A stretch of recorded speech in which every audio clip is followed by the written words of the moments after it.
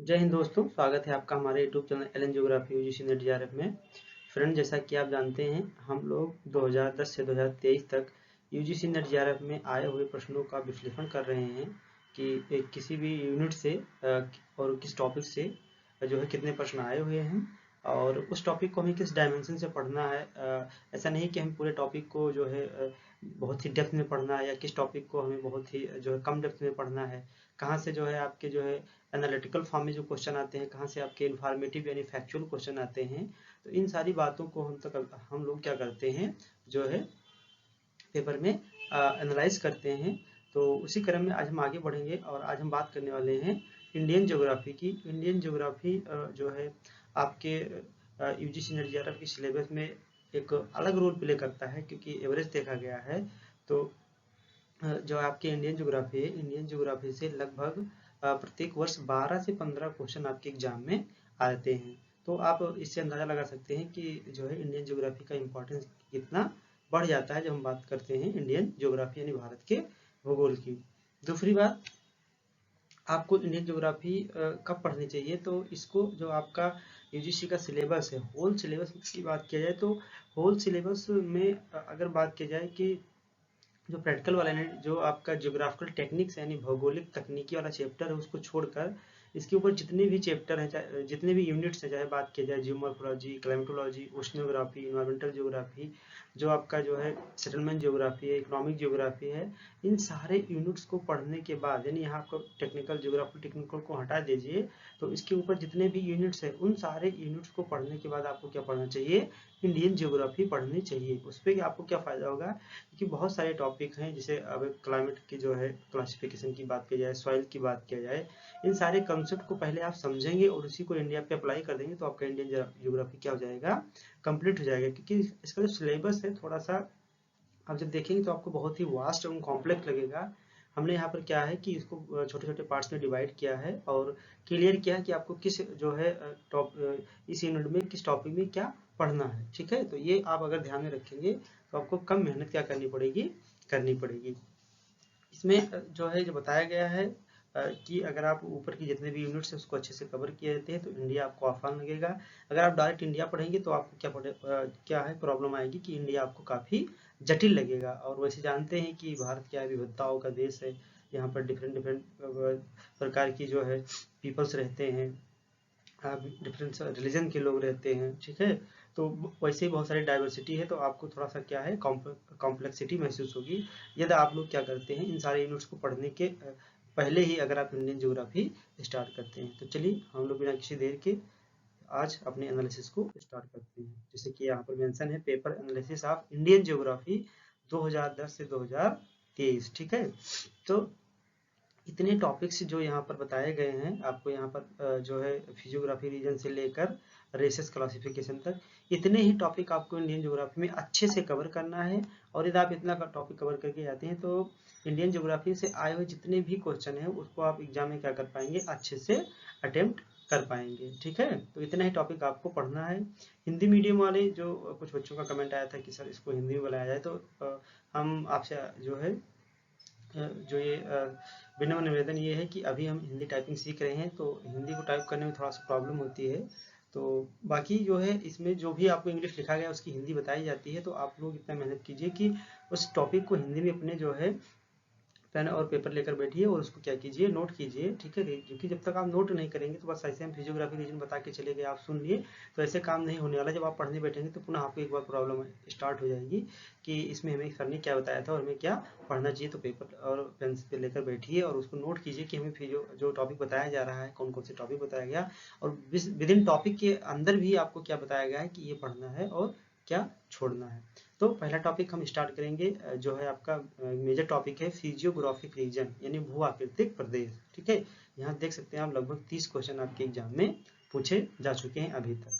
तो जो फिजियोग्राफिक, हाँ और एक इम्पॉर्टेंट बात जो मैं आपको जो है शायद स्किप कर रहा था, ये बताना चाहता हूँ कि इंडियन ज्योग्राफी का जो नया ट्रेंड देखने को मिला है लगभग पिछले 3 सालों से यानी 2020 के बाद से, तो नया ट्रेंड ये सामने निकल के आ रहा है कि इंडियन ज्योग्राफी से वन लाइनर क्वेश्चन बहुत ही यानी ना के बराबर दिए जा रहे हैं। एक या दो क्वेश्चन, जितने भी क्वेश्चन दिए जा रहे हैं वो आपके या तो ऑफेंसिव रीजन दिए जा रहे हैं यानी कथन और कारण के जो दिए जा रहे हैं, या तो आपको कौन सा दिया जा रहा है, या तो आपको मैच द फॉलोइंग, या तो आपको स्टेटमेंट फॉर्म यानी कथन वाले क्वेश्चन दिया रहे हैं, यानी 5-6 कथन दे दिए जाएंगे स्टेटमेंट, और आपको बोला जाएगा इसमें से कौन सा 1 2 3 2 1 3 ऐसे करके आपको 5 ऑप्शन दिए जाएंगे। तो ये इसीलिए आपका जो इंडियन ज्योग्राफी का पेपर है थोड़ा सा जो है डे बाय डे क्या हो जा रहा है, कॉम्प्लेक्स होता जा रहा है। पेपर बहुत जो है टफ नहीं बोलेंगे, थोड़ा सा जटिल बना दे रहे हैं। जो टाइम दिया जा रहा है वो आपके पास टाइम कम रहता है पेपर करने के लिए, जो क्वेश्चन का लेवल बनाया जा रहा है। इसलिए इंडियन ज्योग्राफी को आपको हल्के में नहीं लेना, बल्कि इसको सीरियस होकर क्या करना है, अच्छे से तैयारी करनी है। ठीक है, तो पहला जो इसका टॉपिक है वो है आपका फिजियोग्राफिक रीजन यानी भू आकृतिक प्रदेश। तो जब हम इंडियन ज्योग्राफी पढ़ते हैं तो उसमें देखते हैं कि जो आपका इंडिया है, ठीक है, तो इंडिया को, ये जो भू आकृति वाला टॉपिक है, इसमें इंडिया को कितने भागों में बांटते हैं, इंडिया को 4 भागों में क्या किया जाता है, डिवाइड किया जाता है। पहला क्या है आपका, पहला आपका हिमालय रीजन, ठीक है, यानी उत्तर का पर्वतीय क्षेत्र। दूसरा क्या है, जो है गंगा ब्रह्मपुत्र का मैदान। तीसरा क्या है, पेनिनसुलर इंडिया यानी भारतीय प्रायद्वीपीय क्षेत्र। और चौथा क्या है, कोस्टल प्लेन एंड आइसलैंड यानी जो आपका तटीय मैदान है और जो आपके द्वीप समूह है। इन्हीं ये 4 भागों में मेजर रूप में क्या किया जाता है कि इंडिया को डिवाइड किया जाता है। ठीक है,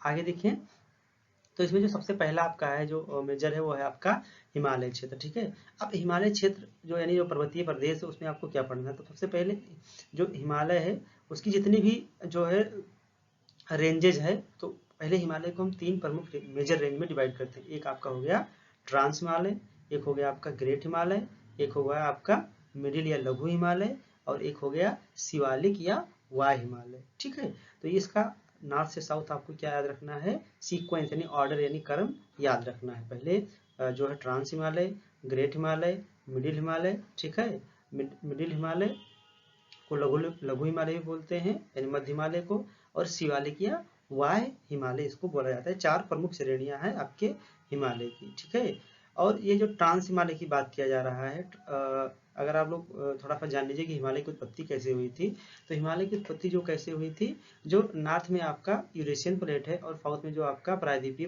प्लेट था यानी इंडो ऑस्ट्रेलियन प्लेट था, उन दोनों के कोलिजन से जहां वर्तमान में हिमालय अवस्थित है, लोकेटेड है, वहाँ पहले टेथिस नाम की एक भूसन्नति थी, आप पढ़े होंगे हाल जो है कोबर की भूसन्नति सिद्धांत में। तो पहले यहाँ पर एक भूसन्नति थी टेथिस नाम की, दोनों जो है क्या हुआ कि प्लेटें एक दूसरे के जो है पास में आई, यानी यहाँ पर कन्वर्जेंस हुआ प्लेटों का, और जो टेथिस भूसन्नति का मलबा था वो फोल्ड होकर हिमालय का रूप धारण कर लिया। तो जो आपका प्रमुख हिमालय है, जो आपका मेन हिमालय है, ठीक है, वो तो आपका ग्रेट हिमालय, मिडिल हिमालय और ये आपका शिवालिक ही है। जो हम ट्रांस हिमालय की बात करते हैं वो आपका किसका पार्ट है, वो आपका जो पार्ट है वो आपका यूरेशियन प्लेट का हिस्सा है। ये बात भी आपको जानना बहुत ही क्या है, जरूरी है। अब ये हो गया मेजर श्रेणियां। अब आपको ट्रांस हिमालय में क्या पढ़ना है, अब अब ट्रांस हिमालय में आपको क्या पढ़ना है, अब ट्रांस हिमालय में भी कुछ छोटे छोटे रेंज हैं। जैसे सबसे उत्तर में देखा जाए तो काराकोरम, उसके साउथ में लद्दाख और उसके साउथ में जास्कर। ये तीनों रेंज कहाँ पर हैं, ये ट्रांस हिमालय में, यानी काराकोरम, लद्दाख, जास्कर। ठीक है, अब उसके बाद क्या पढ़ना है आपको ट्रांस हिमालय में, ट्रांस हिमालय में पढ़ना है आपको जो मेजर मेजर पीक्स हैं। ठीक है, जैसे काराकोरम की सबसे ऊंची चोटी आप याद कर लीजिए।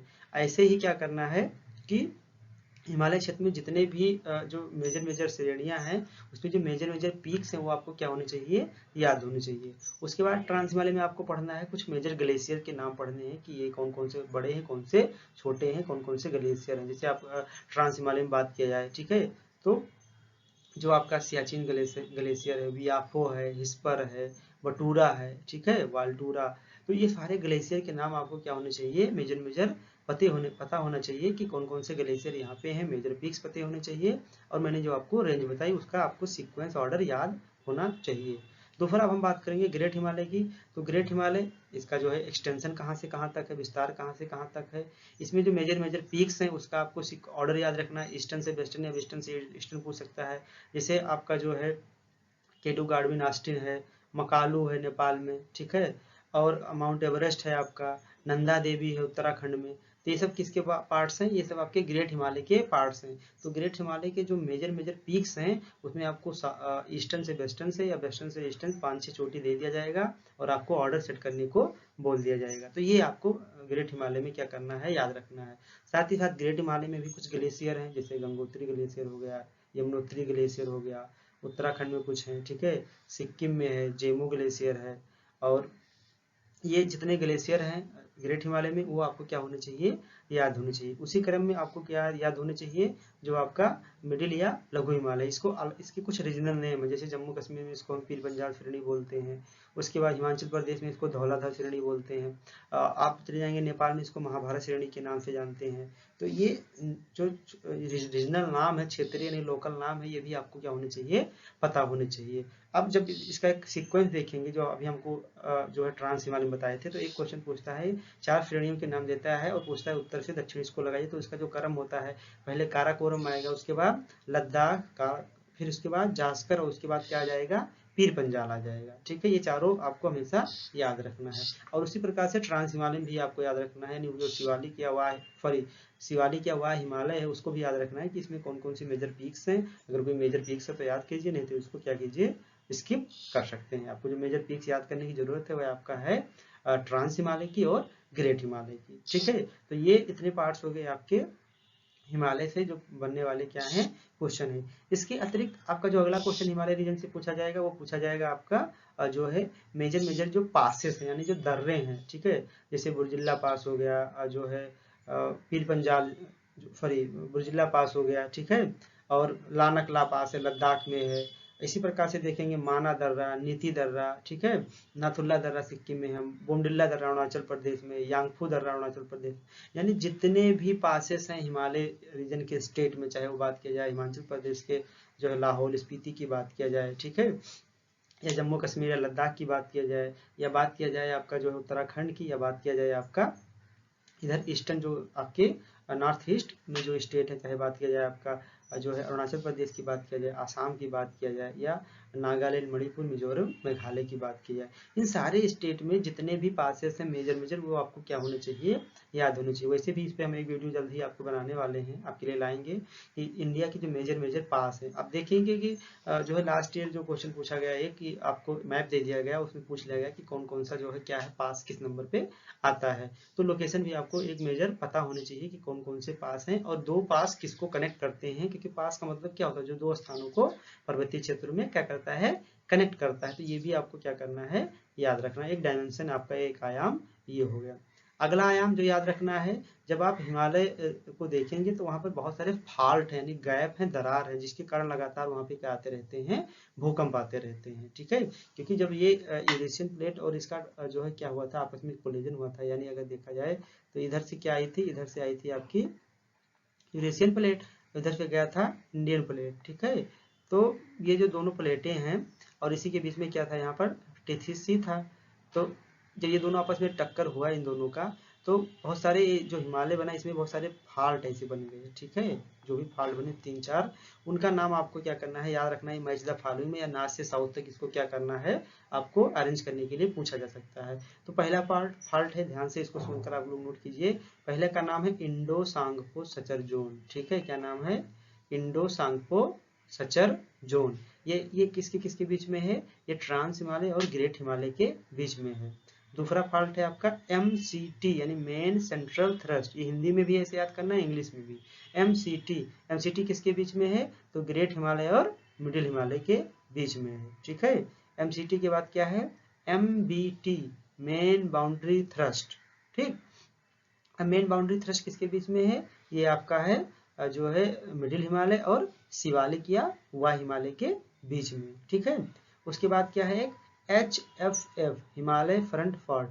हिमालय फ्रंट फॉल्ट किसके बीच में है, तो ये है आपका शिवालिक हिमालय यानी वाह हिमालय और आपका गंगा ब्रह्मपुत्र का जो मैदान है इसके बीच में। तो ये चारों फॉल्ट के नाम याद रखने किसके किसके बीच में है, और ये नॉर्थ से साउथ इसका क्या याद रखना है, आपको सीक्वेंस भी याद रखना है। तो इतने इंपॉर्टेंट चीजें जो आपको डायमेंशन बताए गए हैं, इतने डायमेंशन आपको क्या होने चाहिए, अच्छे से याद होने चाहिए हिमालय के बारे में। तो आपका जो है काम क्या हो जाएगा, बहुत ही आसान हो जाएगा। जो भी क्वेश्चन पूछा गया है, जो आपको बताया गया, उसी के बीच में ही क्या किया गया है, अभी तक पूछा गया है। ठीक है, तो ये पूरा का हिमालय का क्या था आपका एक तरह से डिस्क्रिप्शन था। ठीक है, हम आगे बढ़ते हैं। दूसरा दूसरा इंपॉर्टेंट टॉपिक जो आपका है वो क्या है, वो है आपका ड्रेनेज सिस्टम। यहाँ से भी देखिए लगभग 25 क्वेश्चन से 26 क्वेश्चन यहाँ से एग्जाम में आपके पूछे गए हैं, तो ये भी आपका क्या है एक इम्पॉर्टेंट सेगमेंट है। तो अब ड्रेनेज सिस्टम में इंडिया में दो तरीके ड्रेनेज सिस्टम है, एक आपका जो है हिमालय क्षेत्र का और एक क्या है आपका पेनिनसुलर इंडिया का। अब हिमालय क्षेत्र में किसको पकड़ना है आपको, पहला नदी जो मेन रिवर पकड़ना है वो है सिंधु। ठीक है, सिंधु में क्या याद रखना है कि इसकी ओरिजिन कहाँ से होती है सिंधु नदी की।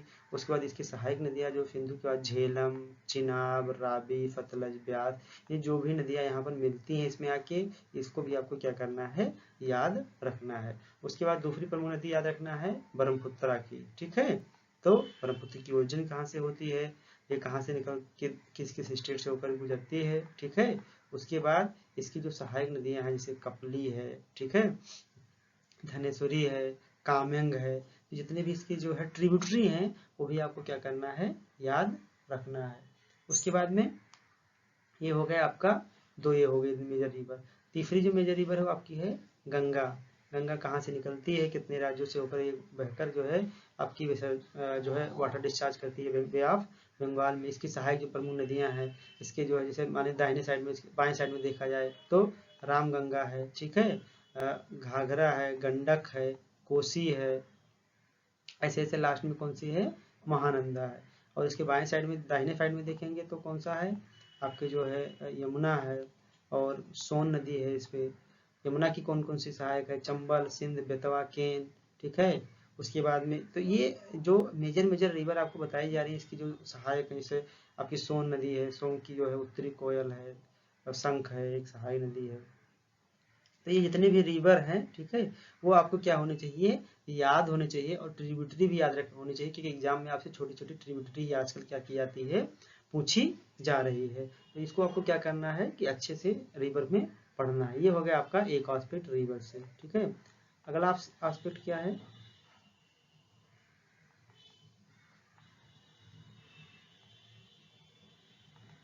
अगले एस्पेक्ट की बात किया जाए तो अब आपको ड्रेनेज सिस्टम में क्या हो गया, एक तो रिवर हो गया, ठीक है, हिमालय रीजन की। अच्छा, इसी वक्त हम बात कर लेते हैं सदन में भी कुछ नदियों के जो आपका पेनिनसुला है।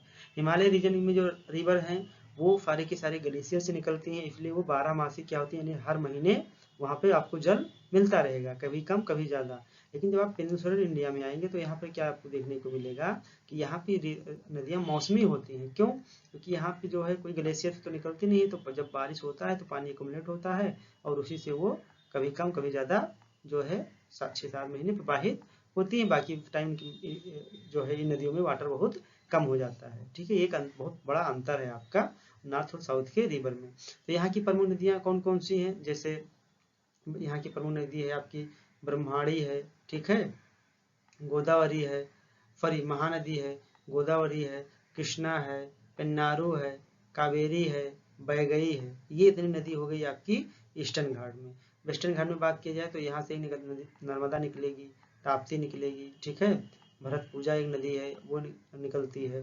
तो जो नदी वेस्टर्न घाट से निकल के जो है अपना जल अरब सागर में गिराती है, कौन कौन सी नदी, कौन सी आपकी जो है जो बे ऑफ बंगाल में गिरती है। बे ऑफ बंगाल में गिरने वाली नदियों का नॉर्थ से साउथ तक आपको क्या याद रखना है, क्रम भी याद रखना है। उसके बाद इसकी जो सहायक नदी से महानदी की तेल हो गया, हसदो हो गया, जोग हो गया, गोदावरी की हो गया पेनगंगा, बेनगंगा, ठीक है, वर्धा हो गया, और कावेरी है, कावेरी को इम्पोर्टेंट है, हरंगी, हिमावती, ठीक है, और ये सारी नदियाँ इसकी क्या हैं कावेरी की सहायक हैं। तो इसी प्रकार से कृष्णा की कुछ सहायक नदियाँ हैं। कावेरी तो इम्पोर्टेंट रखना कि कावेरी का डिस्प्यूट चल रहा है इसमें। कावेरी 4 राज्यों से होकर बहती है, कर्नाटक हो गया, केरल हो गया, तमिलनाडु और पुदुचेरी, यानी 4 स्टेट से होकर ये क्या करती है प्रवाहित होती है। कर्नाटक और जो है तमिलनाडु में इसको लेकर लगातार जो है डिस्प्यूट चलता रहता है इसके वाटर को लेकर। तो ये काफ़ी क्या हो जाता है आपके लिए इम्पॉर्टेंट हो जाता है। तो आपको इसलिए इन नदियों को क्या है ध्यान में रखना है, इसकी सहायक नदियों को बेसिकली आपको क्या करना है ध्यान में रखना है। उसके बाद जो वेस्टर्न घाट से निकलने नदियां हैं, वो कहाँ से ओरिजिन उनकी होती है। इन सारी नदियों की ओरिजिन पॉइंट तो आपको कम से कम पता होनी चाहिए, ठीक है, कि सारी नदियां ओरिजिन कहाँ से करती हैं, किस पॉइंट पे। जैसे ब्रह्मगिरी पहाड़ी से निकलती है आपकी जो है कावेरी नदी, जो है महाबलेश्वर से निकलती है आपकी कृष्णा नदी, और गोदावरी कहाँ से निकलती है, नासिक की तरफ मेकम पहाड़ी से निकलती है। तो इस तरह के क्वेश्चन भी आपके एग्जाम में दिए गए हैं कि एक तरफ आपको जो है ओरिजिन दे दिया गया है, एक तरफ रिवर दे दिया गया, पूछा गया है कि कहाँ से इनका सोर्स है। महानदी सिंघवा पहाड़ी से निकलती है, सोन यहाँ से जो है सोन नदी अमरकंटक से निकलती है, अमरकंटक पीक से, ठीक है, और यहीं से जो है नर्मदा नदी भी आपकी उद्गम होती है। तो ये भी आपको पता होना चाहिए। एक एस्पेक्ट आपका रिवर को लेकर ये हो गया जो हमने आपको बताया है, ठीक है। अगला पॉइंट क्या है हम लोग देखेंगे अभी। अगला आपका जो है ड्रेनेज में क्या याद रखना है कि कोई भी जो रिवर है उस पर डैम बने हैं कि नहीं बने हैं, उस डैम का क्या नाम है। जैसे बात की जाए महानदी, ठीक है, महानदी पर जो उड़ीसा में आपकी महानदी है उस पर हीराकुंड डैम बना हुआ है। तो जितने भी रिवर पे जो डैम बनाए गए हैं वो डैम का नाम आपको याद रखना है। यहाँ से भी क्वेश्चन आपके एग्जाम में पूछे गए। साथ ही साथ कोई प्रोजेक्ट किसी रिवर पे, जैसे जो है बात किया जाए कि सरदार सरोवर प्रोजेक्ट किस नदी पर चल रहा है, नर्मदा नदी पे। उसी उकाई प्रोजेक्ट किस रिवर पे है, ताप्ती नदी पे। उसी प्रकार से जितने भी नदियां हैं, चाहे वो पेनिनसुलर इंडिया की हो या आपके हिमालय रीजन की हो, तो इस पे कोई प्रोजेक्ट क्या नहीं चल रहा है, परियोजना तो नहीं चल रही है, ठीक है। तो उस परियोजना का नाम आपको क्या होना चाहिए, याद होना चाहिए, क्योंकि परियोजना से मैच द फॉलोइंग में क्वेश्चन आपके एग्जाम में क्या किए गए हैं, पुटअप किए गए हैं। तो ये बात आपको क्या करनी चाहिए, ध्यान में रखनी चाहिए। इतने एस्पेक्ट अगर आप नदी से याद रखते हैं तो आपके नदी से आने वाले किसी भी ऐसा कोई प्रश्न नहीं होगा जिसका जवाब आप आसानी से बिना किसी परेशानी के ना दे पाए। आगे बढ़ते हैं। आगे जो आपका टॉपिक है वो है आपका इंडियन मानसून। ये भी इंपॉर्टेंट टॉपिक है, 10-12 क्वेश्चन यहाँ से एग्जाम में अभी तक पूछे गए हैं। तो इंडियन मानसून में क्या याद रखना है, पहली बात इसकी इंडियन मानसून क्या है कि कुछ थियरी है, उस थियरी को आपको याद रखना है। जैसे आपकी एडमंड जो है हैली की थियरी थी, हैली का तापीय संकल्पना है, फ्लोन की गत्यात्मक संकल्पना है। उसके बाद जो है पी कोटेश्वरम आए, उन्होंने मानसून से संबंधित जो है जेट स्ट्रीम कंसेप्ट दिया। तो हैली ने क्या बताया था, हैली ने बताया कि जो इंडियन मानसून है वो जो आपका लैंड है और जो आपका क्या है जो हिंद महासागर की तरफ है, जो आपका हिंद इंडियन ओशन है वो क्या हो गया, आपका ओशन हो गया। तो उन्होंने बताया कि जो आपका इंडियन मानसून की ओरिजिन है वो इन्हीं लैंड और जो ओशन है इसी के टेम्परेचर में डिफरेंस का परिणाम है, यानी स्थल और जल के तापमान में जो है अंतर का परिणाम ही इंडियन मानसून है। क्योंकि गर्मी में क्या होता है कि पेनिनसुलर इधर पूरे इंडिया में ज़्यादा गर्मी होती है तो यहाँ प्रेशर लो हो जाता है, उसकी कंपेरेटिव इसमें इंडियन ओशन में टेम्परेचर जो है कम रहता है तो यहाँ प्रेशर हाई रहता है और हवाएं इंडियन ओशन से कहाँ चलने लगती हैं, आपके जो है प्रायद्वीपीय भारत की तरफ, और इंडिया में मानसून आ जाता है।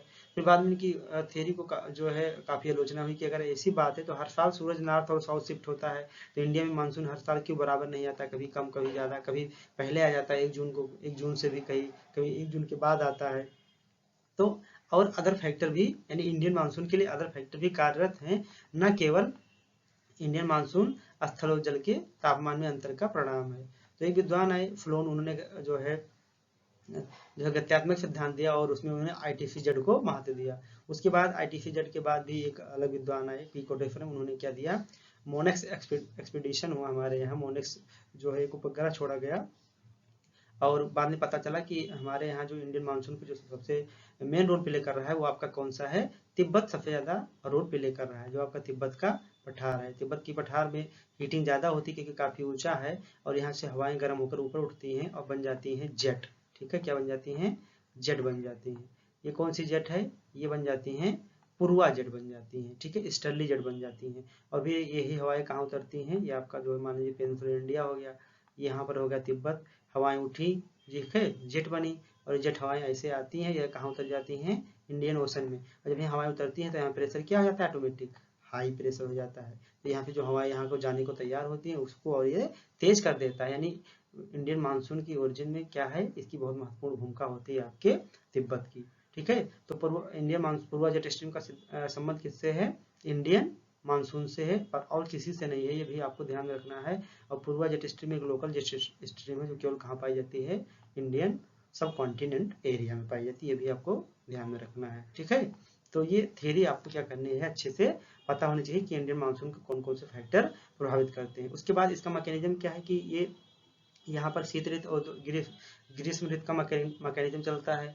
यानी विंटर जो है समर में क्या होता है कि हमारे यहाँ जो है मानसून किस तरह चलता है कि मान लीजिए ये इंडियन का पेनिनसुलर इंडिया है, तो यहाँ से जो है जो दक्षिणी पश्चिमी हवाएं हैं यानी साउथ वेस्ट मानसून है वो टकराता है साउथ में, यहाँ से जो है तमिलनाडु में दो भागों में विभाजित होता है। एक चला जाता है बे ऑफ जो है बंगाल और एक चला जाता है बे ऑफ अरेबियन, यानी अरब सागर की शाखा और बंगाल की शाखा, दोनों वर्षा करते हुए बाद में कहाँ मीटअप करते हैं, ये पंजाब के प्लेन में। ये भी कई बार आपके एग्जाम में पूछा है कि दोनों शाखाएं कहाँ पे मिलती हैं, तो पंजाब के प्लेन में आके मिल जाती हैं। ठीक है, एक पॉइंट आपको क्या करना है, ये ध्यान में रखना है।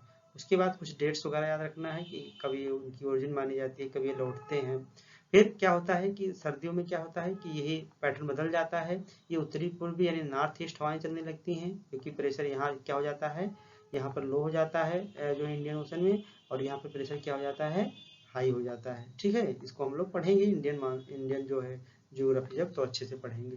तो इससे क्या होता है, तमिलनाडु में अच्छे से वर्षा होती है। आप देख सकते हैं कि तमिलनाडु वाला रीजन, क्योंकि बंगाल बे ऑफ बंगाल से क्या है उत्तरी पूर्वी हवाएं क्या कर लेती हैं, जो है मॉइस्चर अडॉप्ट कर लेती हैं और मॉइस्चर लेकर ये वर्षा करती हैं और इधर निकल जाती हैं अरब सागर के हिंद महासागर के दिशा में। फिर क्या हुआ कि देखा गया तो सर्दियों में इंडिया में जो वर्षा होती है वो दो जगहों पर होती है। एक होती है आपकी उत्तर पश्चिम भारत में यानी नॉर्थ वेस्ट इंडिया में। ठीक है, तो नॉर्थ वेस्ट इंडिया में जो वर्षा होती है उसका कारण ये उत्तरी पूर्वी मानसून नहीं है। ये भी आपके एग्जाम में कई बार क्वेश्चन पूछा जा चुका है। ये किसका कारण क्या है, इसका कारण है वेस्टर्न डिस्टर्बेंस। ठीक है, जो कहाँ से उठता है, आपके मेडिटेरेनियन यानी भूमध्य सागर से उठता है। एक पछुआ हवाएं होती हैं, ये जेट स्ट्रीम के थ्रू ये इंडिया में प्रवेश करती हैं, चक्रवाती हवा होती हैं। ठीक है, और ये उत्तर भारत में पूरे क्या करती हैं, वर्षा करती हैं, खासकर उत्तर पश्चिम भारत में। तो जो ये पछुआ जो ये आती है आपकी वेस्टर्न डिस्टर्बेंस, ये कहाँ पर वर्षा करती हैं, उत्तर पश्चिम भारत में। और जो ये उत्तर पूर्वी मानसून आता है ये कहाँ पर वर्षा करता है, जो है ये जो कोस्टल रीजन है इस रीजन में वर्षा करता है, तमिलनाडु वाले क्षेत्र में। तो आपको पता होना चाहिए कि सर्दियों में इंडिया में दो जगह वर्षा होती है, दोनों का कारण क्या क्या है, अलग अलग, ये आपको क्या करना है, ध्यान में रखना है। ठीक है, आगे बढ़ते हैं। तो ये हो गया आपका इंडियन मानसून। उसके बाद क्या है अगला टॉपिक आपका सॉइल है यानी मृदा है। अब मृदा में क्या पढ़ना है, मृदा में जो ICAR है यानी Indian council of agriculture and research है, ICAR है। ठीक है, तो ICAR ने भारत को कितने प्रकार की मृदाओं में, आई थिंक आप लोग एक बार इसको करेक्ट देख लीजिएगा, चेक कर लीजिएगा, शायद 8 भागों में इसको क्या किया गया है, ICAR के अकॉर्डिंग डिवाइड किया गया है। तो ICAR जो Indian council of agriculture research है, इन्होंने कितने भागों में बांटा, एवं जितने भी भागों में बांटा उस मृदा की क्या है वो कहाँ कहाँ पे इंडिया में पाई जाती हैं, और साथ ही साथ उनका जो है उनमें कौन से पोषक तत्व पाए जाते हैं, कौन से पोषक, जैसे मान लीजिए एग्जाम्पल के तौर पर कि ब्लैक सॉइल है। ठीक है, तो ब्लैक सॉइल में किस पोषक तत्व की कमी होगी, किसमें किसकी अधिकता होगी। जो आपकी एलुवियल यानी जलोढ़ मृदा है तो उसमें किस तत्व की अधिकता होगी, किस तत्व की कमी होगी। जैसे एक एवरेज देखा जाए तो इंडियन मानसून में नाइट्रोजन की कमी होती है। तो ये पॉइंट आपको क्या करना है, ध्यान में रखना है कि इसका, और साथ ही साथ इसका डिस्ट्रीब्यूशन की ब्लैक सॉइल का डिस्ट्रीब्यूशन कहाँ कहाँ पे है। आपको 4 रीजन दे दिया जाएगा और जो है मृदा का डिस्ट्रीब्यूशन मैच द फॉलोइंग में आपको दे दिया जाएगा। एरिया भी कुछ का याद रखना है। अब इस तरह के स्टेटमेंट क्वेश्चन बनने लगे हैं कि भारत में काली मृदा का क्षेत्रफल जो है पीली मृदा के या जो है लेटराइट मृदा के क्षेत्रफल से ज्यादा है। अब आप सोच में पड़ जाएंगे, अगर आपको सीक्वेंस याद है कि सबसे ज्यादा मृदा हमारे यहाँ कौन सी है, जलोढ़ मृदा, एलुवियल सॉइल, उसके बाद रेड सॉइल है। ठीक है, उसके बाद ब्लैक सॉइल है, तो आप आसानी से कर ले जाएंगे। अगर आपको नहीं याद है तो आपको क्या होने वाला है, प्रॉब्लम होने वाला है, ये आप तय करके रख लीजिए। ठीक है, क्योंकि बहुत अच्छे से इसको हमने एनालाइज किया है और उसी पॉइंट को आपको क्या किया जा रहा है, बताया जा रहा है। और ये भी ध्यान रखना है मृदा में कि कौन सी मृदा किस फसल के लिए सबसे ज्यादा सुटेबल है। अगला जो टॉपिक है वो है आपका वेजिटेशन। ठीक है, वेजिटेशन और फॉरेस्ट रिपोर्ट। अब वेजिटेशन में क्या पढ़ना है कि भारत में कौन कौन सी वनस्पतियां पाई जाती हैं, खास विशेषकर इसमें जो पूछा जाने वाला क्वेश्चन अभी तक वो हिमालय रीजन में, कि हिमालय में जो अलग अलग श्रेणियां हैं, अलग अलग ऊंचाई है उसकी, तो उनकी जो है विभिन्न ऊंचाइयों पर किस प्रकार की जो वनस्पतियां पाई जाती है, कितने हाइट पर चीड़ पाए जाते हैं, देवदार पाए जाते हैं, या सिनकोना के वृक्ष पाए जाते हैं, यानी जितने भी स्प्रूस है, फर है, इस तरह से जो हिमालय क्षेत्र में जो वनस्पतियां पाई जाती हैं उनका ऊंचाई के आधार पर आपको एक क्रम याद होना चाहिए कि किस ऊंचाई पर किस प्रकार की वनस्पतियां पाई जाती हैं, पूरे ओवरऑल इंडिया में किस प्रकार की वनस्पतियां पाई जाती हैं। साथ ही साथ फॉरेस्ट रिपोर्ट हर साल हर 2 वर्षों के जो है प्रकाशित होता है। 2021 में आया था, तो आई थिंक 2023 में आने वाला होगा, लेकिन अगर आपका पेपर 2023 में होने होगा और रिपोर्ट नहीं आएगी तो आप 2021 का पढ़ के जाएंगे, शायद 2021 का 2022 का आप लोग देख लीजिएगा। तो फॉरेस्ट रिपोर्ट में क्या पढ़ना है, फॉरेस्ट रिपोर्ट में 4 सबसे अधिक जो फॉरेस्ट एरिया वाले स्टेट हैं उनको पढ़ना है, याद रखना है। 4 सबसे कम को याद रखना है। बढ़ोतरी पिछले साल की तुलना में किस स्टेट में ज़्यादा हुई है, उसे एक स्टेट का नाम याद रखना है। साथ ही साथ जो मैंग्रोव फॉरेस्ट है उसका एरिया किस स्टेट में, 4 स्टेट में सबसे ज़्यादा है, और एक स्टेट का नाम याद कीजिए जहाँ पर सबसे कम हो। या 4 सबसे ज़्यादा को याद रखिए कि कहाँ पर मैंग्रोव का क्षेत्र सबसे ज़्यादा है, ठीक है। जैसे सबसे ज़्यादा पश्चिम बंगाल में, उसके बाद गुजरात में है, आंध्र प्रदेश में, उसके बाद तमिलनाडु में। इस तरीके का कुछ सीक्वेंस है, आप लोग इसको क्या कर सकते हैं, देख सकते हैं, ठीक है। तो आज हम लोग यहीं तक बात करेंगे, आगे जो है अगला जो है नेक्स्ट वीडियो में देखेंगे। तो जितना भी आपको बताया गया है, जिस रूप में बताया गया है, आप उस रूप में उसको अच्छे से तैयार कीजिए, और मिलते हैं हम लोग एक नई वीडियो के साथ। आपको इंडियन ज्योग्राफी जो मेन टॉपिक्स हैं उसको हम आपको पढ़ाएंगे। जो है हम स्लाइड तैयार कर रहे हैं, जैसे स्लाइड तैयार हो जाएगी आपको स्टार्ट कर दिया जाएगा 2-4 दिन में। तो जो छोटे छोटे टॉपिक्स हैं, जो इंपॉर्टेंट टॉपिक्स हैं, उसको मैं चाहता हूँ कवर कर लूँ। उसके बाद जब एग्जाम खत्म हो जाएगा तो नए सिरे से उसको हम लोग इंडियन ज्योग्राफी को पुनः अच्छे से देखने वाले, क्योंकि अभी आपको क्वेश्चन कराना है, ठीक है। क्वेश्चन भी हमारे लगभग रेडी हो गए हैं, तो पहले थोड़ा सा आपको इंडियन ज्योग्राफी पढ़ाया जाएगा, साथ साथ में क्वेश्चन भी आपको पर डे सॉल्व कराया जाएगा। वो भी लाइव टेस्ट होगा आपका, कोई भी रिकॉर्डिंग आपको नहीं मिलने वाली है, ठीक है। लाइव होगा, आप लोग लाइव हमारे साथ जुड़िएगा। आपको डेट टाइम आपको क्या है कि नेक्स्ट वीक तक आपको क्या किया जाएगा, बताया जाएगा, ठीक है। तो अभी आप लोग पेपर एनालिसिस देख लीजिए, हम लोग जो है थोड़ा सा और देखेंगे, जैसे ज्योग्राफिकल टेक्निक्स की छूटा हुआ है, और जो 1-2 टॉपिक्स हैं, यानी 1-2 वीडियो में इसको अच्छे से कवर कर लेंगे, ताकि आपको पढ़ने में किसी प्रकार की दिक्कत न। जब आप किताब उठाते हैं तो आपको ये प्रॉब्लम जरूर आता होगा कि हमें क्या पढ़ना है इस टॉपिक में, ठीक है। और अब आपको क्या है, प्रॉब्लम बिल्कुल भी नहीं आने वाली है। तो हम लोग मिलते हैं अपने नई वीडियो के साथ, तब तक के लिए जय हिंद।